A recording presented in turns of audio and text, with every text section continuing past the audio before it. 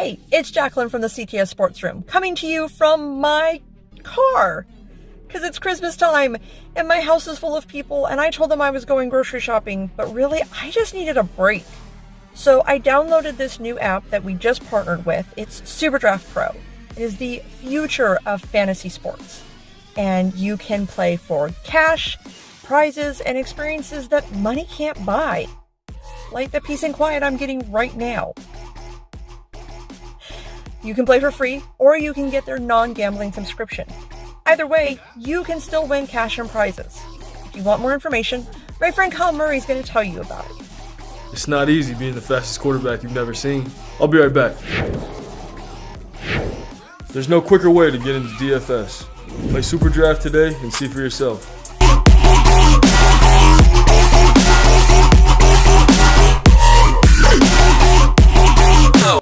SuperDraft Pro and Caesars Entertainment are bringing you the future of fantasy sports. So, if you want to play like a champion or need a break from the family, download SuperDraft Pro today. Play like a champion. Information will be in the link below.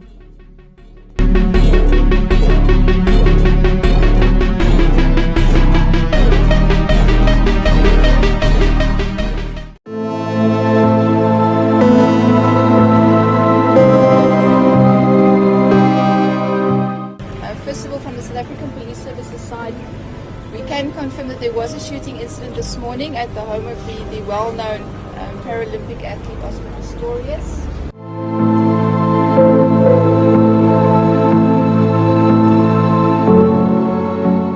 Born with the congenital defect of the absence of a fibula, that would be the bone behind your shin bone, still very important, you just can't run it into things as often.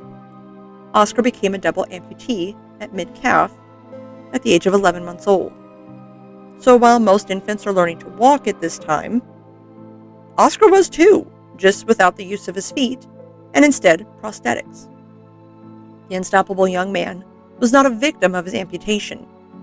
In fact, if you ask him, he explains that if I don't make a big deal about it, nobody else makes a big deal about it. I was 13 months old, I got my first pair of prosthetic legs and basically grew up not really thinking I had much of a disability, to be honest. During primary and middle school, he played rugby, tennis, water polo, and club wrestling. He later went on to enjoy golf and a few other sports.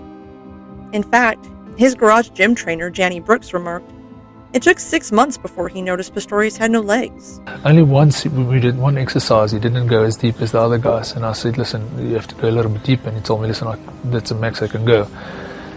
And I said, "Why?" And he said, "All right, this is my story." During rehab for a rugby-related knee injury, Oscar began his running journey, and he absolutely fell in love. Yes, he is able to walk on his stumps. However, it's not ideal, and neither would running on them. Fortunately, there is a market for athletic prosthetics, and while they were really in their infancy in the early 2000s, his first racing blades were no match for the wear and tear of the man soon to be known as the Blade Runner. And he was eventually fitted with carbon fiber blades manufactured by Oscar. Pistorius was often referred to as the fastest man with no feet. With the use of his prosthetics, Oscar went on to compete in the 2004 Summer Paralympics, and in 2007, win the world record for 100 meters. Over the span of 8 years, Pistorius took home a total of 23 gold medals, 2 silver, and a bronze, all for Paralympic events, including setting a total of 7 world records in those events. However, his achievements did not come without criticism. Unlike the doping scandal of Lance Armstrong, which we may focus on in a future episode, Pistorius was targeted because it was believed his prosthetics created a greater advantage than if he had natural ankles and feet. If it was such a technologically advanced piece of equipment that many of the people you interview claim it is, then why isn't everybody running close to the times I'm running on it? Ultimately, Oscar wanted to compete with Olympians without disabilities, as he seemed to thrive on proving people his disability wasn't a disability at all. Studies were then conducted on his carbon fiber flex foot, and they found that the limbs used 25% less energy and 30% less mechanical work than those who ran on their natural feet and ankle. As someone who thoroughly enjoys running, anything that would reduce that workload seems pretty cool to me, though I'm not willing to have an amputation for it. Henceforth, rulings about his participation disqualified him from occasionally competing under the IAAF rules. Hit or miss, they really couldn't come to the conclusion whether or not it was an absolute yes, you can't compete, or an absolute no, you can't compete. So it was just hurdles, and that wasn't one of his events. When it came time for the qualifying trials for the 2008 Summer Olympic Games in Beijing, Pistorius just couldn't seem to make qualifying times. Instead, he participated in the 2008 Summer Paralympics and absolutely crushed. So, for anyone who's not aware, the regular Olympics and the Paralympics run pretty much simultaneously in the host city of the Olympic Committee's choosing. So, you're still part of the fanfare of the Olympics, you're just not going to get televised, which is kind of a bummer because I think those guys are just as great and deserve the airtime. In 2012, Pistorius actually qualified to participate in the 2012 Summer Olympics in London. And while he did do the 400 meter, but while this is a great story about overcoming adversity and utterly kicking ass in everything that he did, we still have a crime to report on, hence criminal athletes. So now that we've profiled the athletic prowess of Oscar Pistorius, let's get into his personal life and how his relationship led to a brutal murder on Valentine's Day in 2013. Reeva Steenkamp is also from South Africa. The model and paralegal was one of FHM's 100 sexiest women in the world. FHM, for those of us that are over 25, was kind of like a toned-down version of Playboy. When print magazines existed. So now I feel really old. But let's get back to it. The talented model, actress, and advocate was on the cusp of a great television career. Sadly, between Oscar's gaslighting behavior, his attempts to control Reeva, and his love of guns, this relationship was clearly a ticking time bomb. In the weeks leading up to the murder, text messages presented by the prosecution detail a very angry and jealous, aggressive man, one who felt he needed to be the shining star everywhere, and that his behaviors to be so were justified. Early on Valentine's Day 2013, Pistorius claims to have heard an intruder in his bathroom and shot into the bathroom 4 times, believing that he was protecting himself and Reeva. 3 of the 4 shots instead hit Reeva, who was on the other side of the water closet door, mortally wounding her. Upon realizing it was Reeva who he had hit, he then proceeded to break down the door with his cricket bat and attempt a rescue response. Upon arrival of first responders, however, it was apparent that Reeva was dead on the scene. From the get-go, this is not going to be an easy case to understand, let alone rule on. Pistorius is a high-profile celebrity, the victim unable to testify, hearsay from exes and neighbors, misgivings by the police. It's like looking at a Picasso through a kaleidoscope. So, let's get into it. Pistorius did admit to killing Reeva as she cowered in the locked bathroom of his home, but instead, he insisted she was an intruder. This arguably disqualified him from a first-degree murder charge. This was more of an accidental murder. However, as we detail the case, many things are going to come into question during this. Was he wearing his prosthetics during the event? Were there procedural mistakes at the crime scene? Oh boy, I can't wait to tell you about those. And were there flaws in the timeline of events? For reference, this is the timeline that was provided by Oscar. At about 11 o'clock, he and Reeva went to bed. He was not wearing his prosthetic legs. In the early morning hours of the 14th, he woke up to close the sliding door of his balcony and bring in the fan because it was hot. So, here's where I'm going to start to struggle with the timeline. Oscar's defense claimed that Reeva was already awake and was asking if he was having trouble sleeping. So he brought the fan in to cool the room down, and he heard a noise in the bathroom, believing it was an intruder, and retrieved his gun from under the bed while whispering to Reeva to call the police. Here's Oscar's account. I heard a noise in the bathroom and realized someone was there. I screamed at them to get out of my house while grabbing my 9mm. Because the bathroom window was open, I assumed that's how they entered and were hiding in the bathroom, which has its own door. I didn't have my prosthetics on, and I feared I was in grave danger. I fired shots at the door and shouted for Reeva to call the police. Returning to the bed, I realized Reeva was not there, and that it could have been her in the toilet. This is where he claims to have put on his prosthetics and break down the door with his cricket bat. Rather than calling emergency services, he hollered out his balcony window. I don't know about you, my first call is 911 while screaming for the neighbors. I think you can do both at the same time. He did claim, however, that once breaking down the door, he found Reeva alive. The defense claimed that this was an action a reasonable person would do in this situation, and that he should be held for culpable homicide. Which, again, mind you, we are in South Africa, so the terminology is going to be a little bit different, but basically it's a similar charge in the US to manslaughter. It's an accidental murder. Oscar was an emotional witness on the stand, often racked with bouts of sobbing and vomiting. His anxiety was on full display. Why are you getting emotional now? I did not fire at Reeva. He did have a mental evaluation and was confirmed to be fit to stand trial. So, whether these outbursts were to garner sympathy or create the illusion that his timeline doesn't match because it was so emotional, it really didn't help him either way. So, no favors given.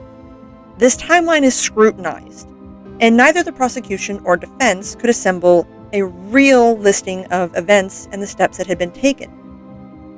In fact, the prosecution claimed that things had been done to make the scene look as it was a break-in, so that it was more believable why he did the firing of the gun.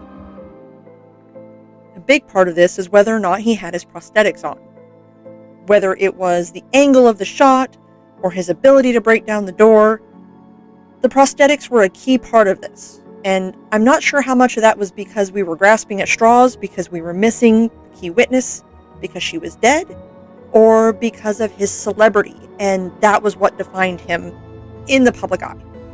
Regardless, the prosecution claims that if he had been wearing his prosthetics and had taken the time to put them on prior to firing the gun, this was a premeditated event. It was argued, however, that he would have been unable to stand on his stumps and effectively swing a cricket bat with enough force to break down the bathroom door. Again, kind of like his emotional outbursts, the prosthetics really didn't give any ground to stand on, no pun intended, so it wasn't really helping anybody's case. Another large glaring problem came from the police. Detective Hilton Botha was the first officer at the scene. Botha had given contradictory evidence and admitted to numerous procedural errors at the crime scene. He retracted statements of observations that he made and claimed to have missed evidence, as well as contaminating the crime scene, because nothing gets to be cut and dry.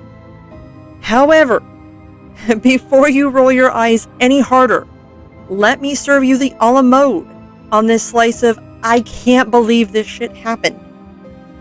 Botha was facing charges of attempted murder. The police detective was facing charges of attempted murder from an event that took place in 2011. He had been accused of firing at a taxi with 7 passengers during a drunken incident. You can't see my hands, but my mind is blown. Like, for real, yo? However, let's get back to the fact that South Africa does not have a jury system. So, during your trial, you don't have a jury of peers. You have a judge and 2 people. And for historical reference, juries were eliminated during apartheid. And if you're curious as to what apartheid is, I highly recommend you take the time to look it up, or if you want a more humorous approach to it, Trevor Noah has a great little bit about being a crime for existing. So do with that what you will. It's a really interesting insight to racism and African history. However, let's get back to the trial. So he was considered guilty of culpable homicide. Again, South Africa terminology, similar to manslaughter. And he was sentenced to a maximum of 5 years, which seems really low, but we'll get back to that. In addition, he was to serve a concurrent 3-year suspension for having reckless endangerment convictions for use of his firearm. South African law dictates that you can be recommended for early release after serving a 1/6 of your sentence under quote-unquote correctional supervision. I'm not okay with this, and as you can imagine, that really didn't bode well with a lot of people, including the Steenkamps. So in come the appeals, and they came in hot and heavy. During one of the appeal hearings in 2015, the judge concluded that, quote, although he may have been anxious, it is inconceivable that a rational person could have believed he was entitled to fire at this person with a heavy caliber firearm without even taking the most elementary precaution of firing a warning shot. Yeah, shoot at the wall, kind of like in the movies. Hey, you better not be there. But Oscar had an answer for this. He said that he elected not to fire a warning shot as he thought it would ricochet and harm him. You decide. Possible ricochet, mortal danger. Again, this whole thing is really muddy, and I think the muddiness is contributed to the fact that there's no real answers into what exactly went down. We have a one-sided retelling. So, he was still held for the culpable homicide. However, it was then replaced with an actual murder conviction. In 2017, a final ruling extended Pistorius' sentence to 15 years. Again, a little on the light side in my opinion. However, if this was in fact an accident, it fits the crime. In October of 2021, he is now somehow eligible for parole. They have moved it up.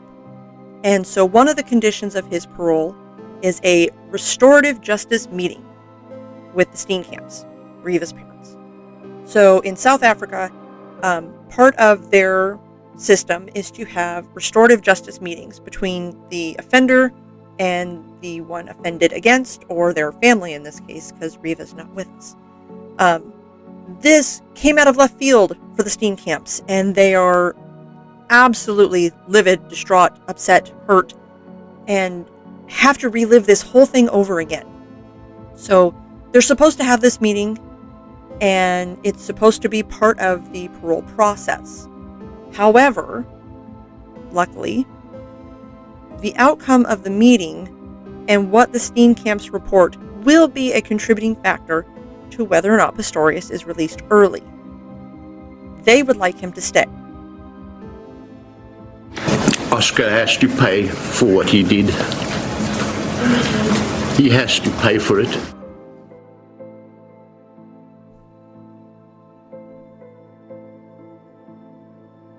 This is a really unfortunate case for everyone involved. There are glimmers of domestic violence with Oscar's attitude and behaviors. There is the obvious gun violence. And while I don't have a feeling one way or the other on the Second Amendment here in the United States, I don't think anybody really needs illegal ammunition. So you can take that for what you will. I think his celebrity factor had a large part in his sentencing. I don't think if he were a celebrity, his sentence would have been as light. My heart breaks for the Steenkamp family. Reeva was on the cusp of this bright, amazing future where she was able to be an advocate and help others, and just she had a potential that we hadn't fully tapped yet. And That's not fair. And at the same time, Oscar was crushing in the athletic world and was creating representation for people who didn't otherwise have that same level. And so we're losing that too. Nobody wins in this case. They were both bright lights in the world, and they were both cut short. That's what makes this case so hard. I'd like to thank you for joining me today on the very first episode of Criminal Athletes. Please rate, review, subscribe, suggest a criminal athlete, or even better, share this episode with a friend. You all know someone who loves true crime. Let's be real. Next week, I will bring you the case Chris Benoit. Research and writing by me, Jacqueline Phillips. Production by the CTS Sports Room.